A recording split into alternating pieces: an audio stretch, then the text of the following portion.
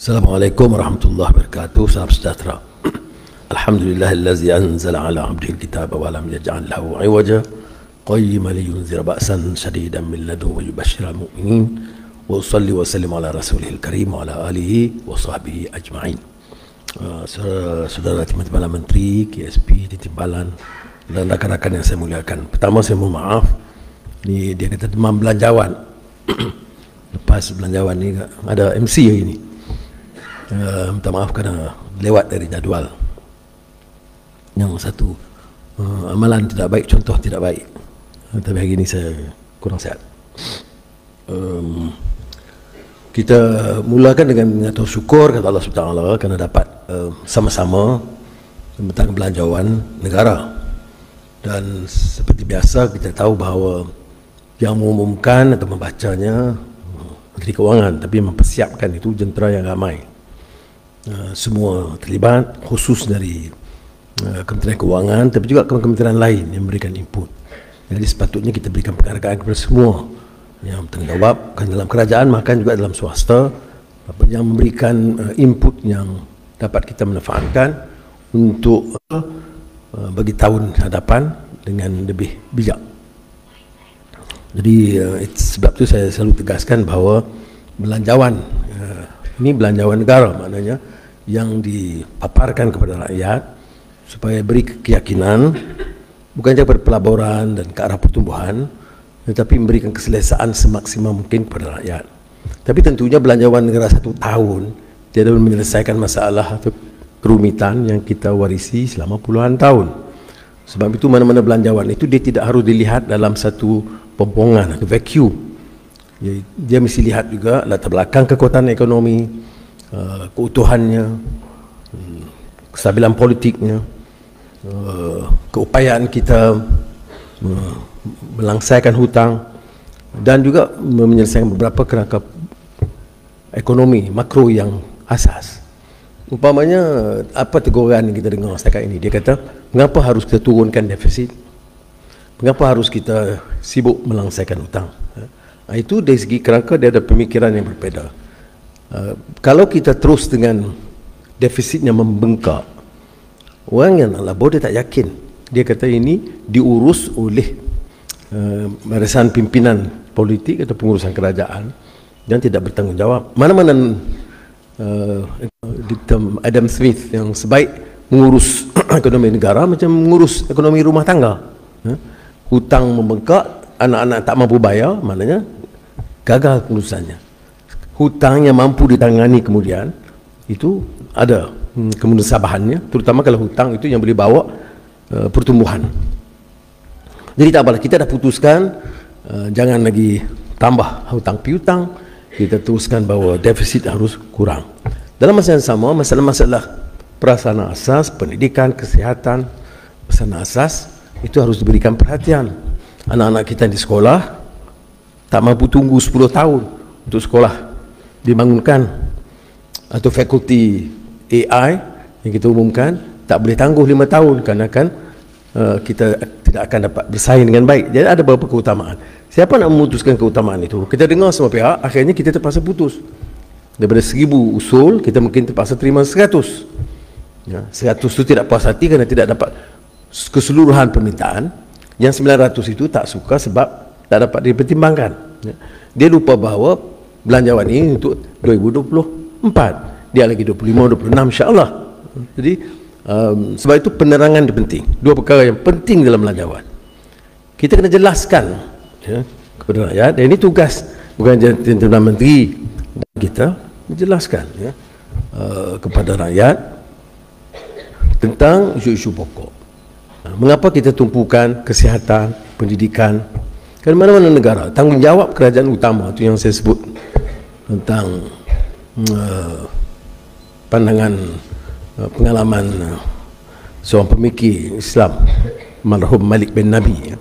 Dia mesti dari keyakinan kita. Dia sebut dalam rangkapnya itu inner struggle of conscience. Mana kita lakukan dengan pemikiran, tapi dia mesti dari hasrat yang tercerna dari hati nurani yang ikhlas membawa kebaikan. Itu disebut inner struggle of conscience. Ya.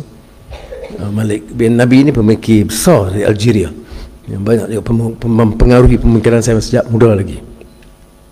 Kemudian kerana kita ini masyarakat pelbagai kaum, ya, kadang-kadang kita santuni mereka dengan menukil karya-karya leluhur bangsa, karya-karya agung yang tidak semestinya bertentangan dengan kefahaman kita.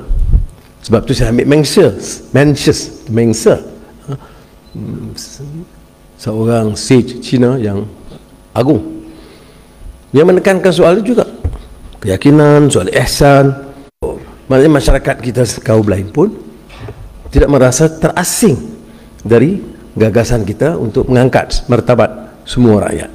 Dan tentu di kalangan masyarakat India teruja sampai di India. Saya dapat teks kawan-kawan liputan di media India tentang Tirukural. Tirukural itu dalam budaya dan tamadun Tamil selatan India itu satu tokoh besar menasihat raja-raja supaya bertanggungjawab, berlaku adil, mengurus negara dengan baik dan teratur. Itu sekadar menghimpunkan idea besar supaya kita dapat timbul kesemangat kesatuan. Tapi penerangan itu penting, ya. Dan saya harap kita dapat terus di keluarga Kementerian Keuangan ini hadam betul-betul.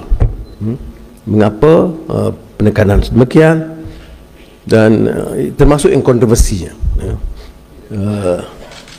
Kita ada orang kritik dalam keadaan hutang banyak. Sebab apa? Kita masih rasa perlu untuk memberikan ganjaran yang adil kepada penjawat awam. Tidak ada yang memikirkan kita beri setakat itu. Kecil sebenarnya kalau ketimbang kerja dan kenyataan skim penjawat yang awam yang baru lebih dari 10 tahun. Sepatutnya kajian itu bermula 2 tahun yang lalu, tapi tidak dilakukan kerana keadaan politik yang tak terarah. Hanya kita lakukan tahun ini, dan dia mengambil masa sebab saya beritahu kepada JPA dan KSN, KSP bahawa kalau nak buat kajian biar betul-betul menyeluruh dan merangkul semua pandangan dan dianggap betul-betul adil kepada semua bidang penjawatan dalam kerajaan. Makanya tentu ambil masa. Sementara itulah kita putuskan untuk memberikan ganjaran sementara untuk awal tahun depan, supaya penjawat awam tidak merasakan mereka itu juga diminta kerja tapi tidak langsung diperhatikan kedudukan mereka. Jadi ada, bila saya jumpa kawan-kawan tu, dia tak ingat saya bercakap 2 jam, dia tak ingat, dia ingat yang 2000. Baik. Tetapi hutang ni, defisit, subsidi kita 1 tahun itu dah mencecah 81 bilion ringgit, ya, di antara paling tinggi. Ini kena faham, sebab kadang-kadang orang sedap dia bercakap jalur masyarakat apa, memang ada kalangan tu memang dia benci, katalah apa pun, dia bawa lah apa pandangan kah apa sebelah bab itu. Tetapi bagi rakyat yang sedia berfikir, kita kena beritahu, boleh tak mana-mana kerajaan yang bertanggungjawab kekal dengan subsidi begitu banyak? Dari mana pendapatannya? Ya, 81 bilion. Dan ini tertinggi di rantau kita. Tidak ada negara yang berikan subsidi begitu tinggi. Sebab itu apakah kita nak kena potong subsidi semua? Tak boleh. Dia akan bebankan rakyat. Siapa yang patut subsidi? Maknanya bantuan oleh kerajaan mengurangkan beban kepada rakyat. Apakah bantuan itu patut diberikan kepada golongan maha kaya? Dia kata untuk anu anti maha kaya. Ini bukan makna menekan orang kaya, cuma mengatakan kalau kamu kaya tak payah bagi sedekah. Itu saja. Subsidi ini macam sedekah dari kerajaan, ya. Jadi itu pun orang cuba pusingkan, ya. Sebab saya gunakan kerana orang kaya jangan ditekan lebih berlebihan, kerana dia tidak akan menjana pertumbuhan ekonomi kalau kita tekan. Saya beritahu dulu masa saya Menteri Keuangan, saya bagi 2 pandangan. Satu Abdul Rahman bin Khaldun, pemikir Islam. Satu lagi seorang reformis neo-Confucianist Cina, wang unsure perlu. Tapi kalau kita cukai berlebihan, dia akan menekan dan tidak memberikan dorongan untuk orang menghasilkan sesuatu yang lebih baik. An excessive taxation will discourage productivity investment, new investments and productivity. Itu kenyataannya pada dulu kala sampai sekarang tak berubah. Jadi masalah ini macam subsidi ini bukan mengenakan cukai ke atas mereka, tarik sedekah ke atas orang kaya, itu pun salah.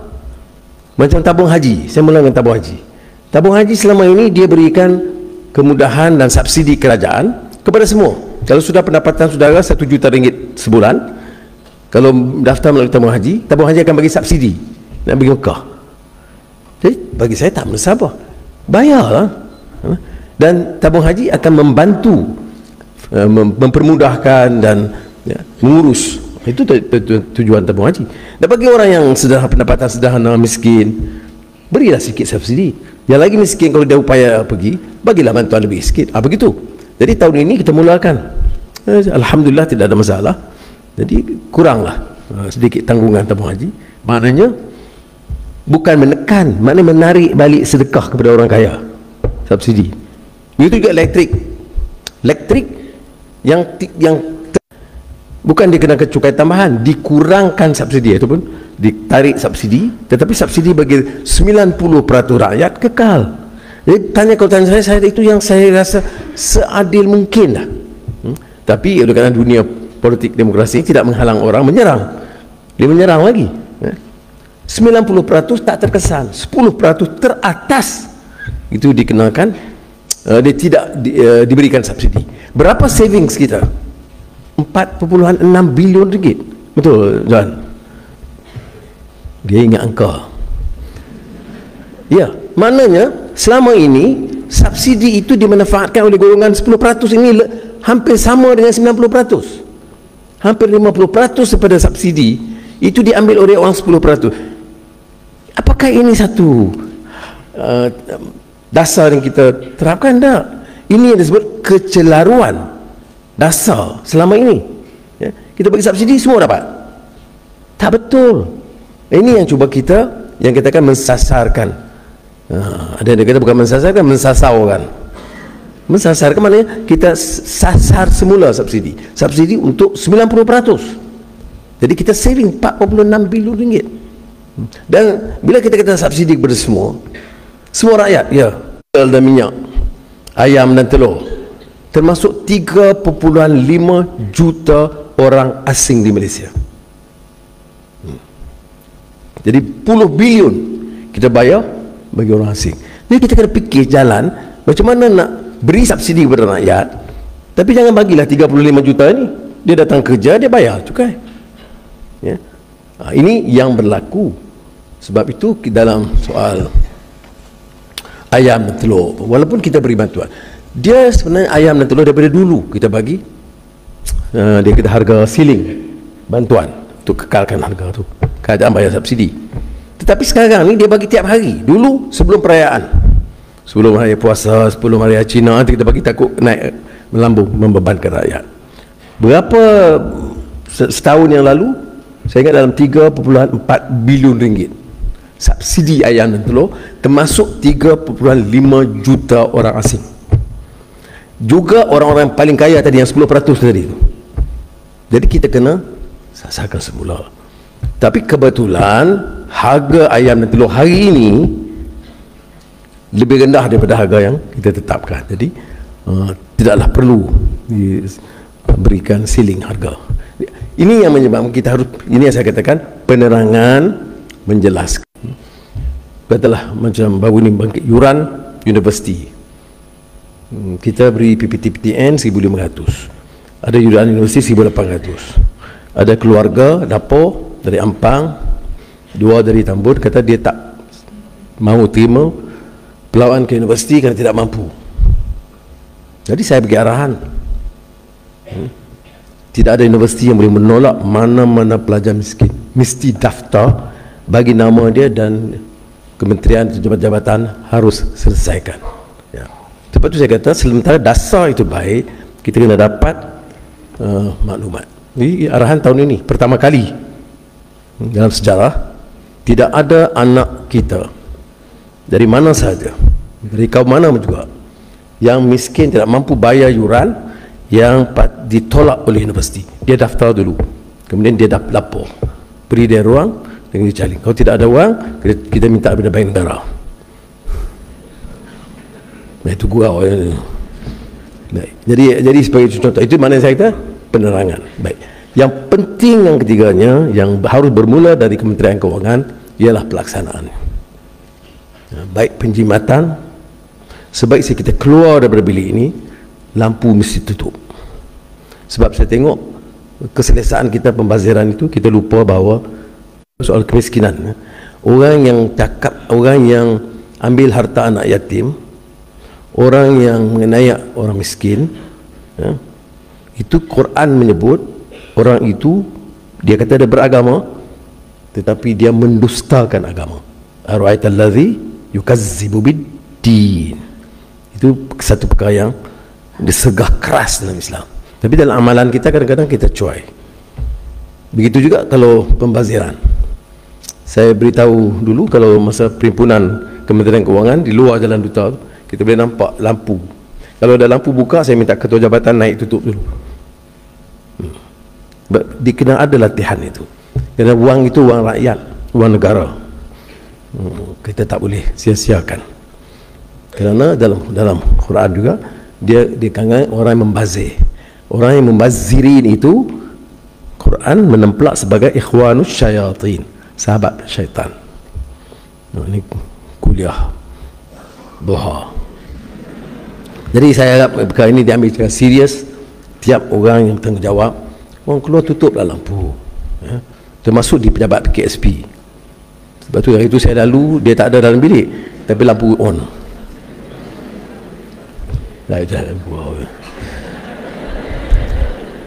Jadi sekali lagi saya ucap terima kasih dan doa supaya dari jabatan-jabatan, penguatkuasaan, custom dan sebagainya, itu kita minta supaya dapat berikan khidmat yang sebaik mungkin. Assalamualaikum warahmatullahi wabarakatuh.